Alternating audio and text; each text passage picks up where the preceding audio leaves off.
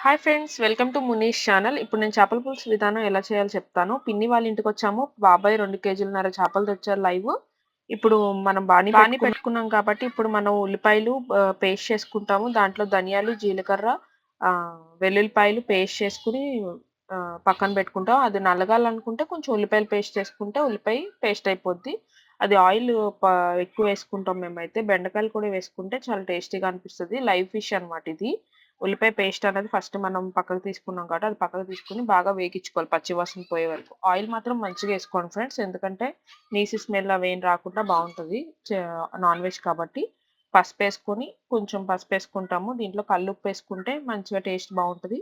మనం ధనియాలు, వెల్లుల్లిపాయ ఒక ఉల్లిపాయ వేసి పేస్ట్ చేసుకుంటే అది బాగుంటుంది అనమాట. అల్లం వేసుకోవద్దు, నీసు కంపు వేరే టేస్ట్ వస్తుంది అల్లం అయితే. సో ఇది కూడా మనం బాగా అది వేగినాక ఇది కూడా బాగా రోస్ట్ చేసుకోవాలి. బాగా అంటే ఆయిల్ పైకొచ్చే వరకు. కొంచెం సాల్ట్ కూడా వేసుకోండి. కల్లుప్పు తగినంత ఎంతుంటే మీకు నచ్చిన టేస్ట్ బట్టి.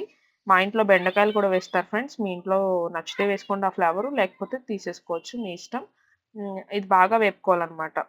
దీంట్లో రాక్ సాల్ట్ అయితేనే టేస్ట్ బాగుంటది. అది కూడా వేసేసి ఆయిల్ పైకొచ్చే వరకు వేపుకోవాలి పక్కకు పెట్టేసుకొని. హ్మ్.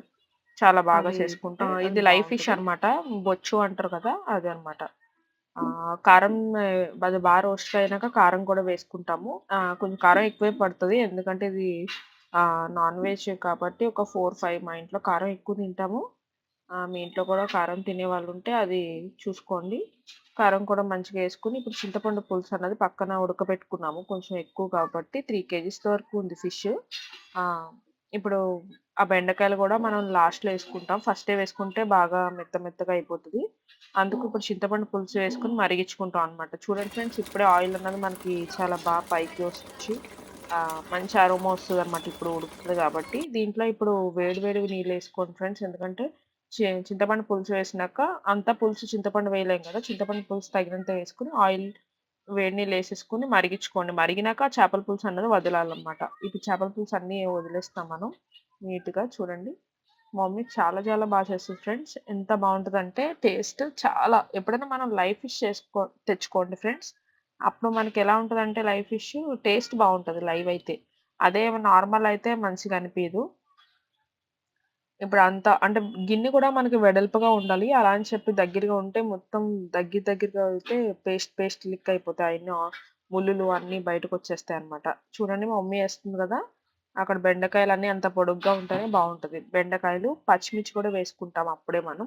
పచ్చిమిర్చి మధ్యలో చీలుక్కొని కట్ చేసుకొని వేసుకుంటాము. కొత్తిమీర కూడా పైన వేసేస్తారు.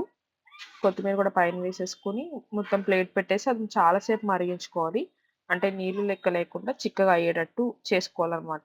ధనియాల పొడి, జీలకర్ర పొడి ఆల్రెడీ మనం ఫస్టే ఏసేసాం కాబట్టి ఆ పేస్ట్‌లోనే అవసరం లేదు. ఇంకా అసలు ఇందులో అల్లం కానీ, గరం మసాలా అవేమి అవసరం లేదు. చేపల పులుసు పౌడర్ అవేమొద్దు. ఈ చేపల పులుసు అనేది టేస్ట్ మారిపోతుంది. ఇప్పుడు మా మమ్మీ షుగర్ ఏసిందనమాట. సాల్ట్ కాదు. కొంచెం షుగర్ ఏసుకోండి. అది చాలా పులుపు తగ్గట్టు జస్ట్ లిటిల్ బిట్. పసుపు ఎలా ఏస్తామో షుగర్ అన్నా అట్లా తగిలించండి. టేస్ట్ బావుంటది. అలా ఉడుకుతూ ఉన్న 10 సార్లు కదపొద్దు మనం. జస్ట్ ఒక్కసారి కదిపి ఉప్పు, సాల్ట్ అన్నీ చూసుకుందాము. చూసుకున్నాక అప్పుడు ఒక గుడ్డతోనే మాత్రమే కదిపితే బెస్ట్. ఆయిల్ చూడండి పైకి ఎట్లా తేలిందో. ఇప్పుడు మనకొక అలా 20 మినిట్స్ ఉంచాక చేపల పులుసు అనేది రెడీ అయిపోతది. చూడండి.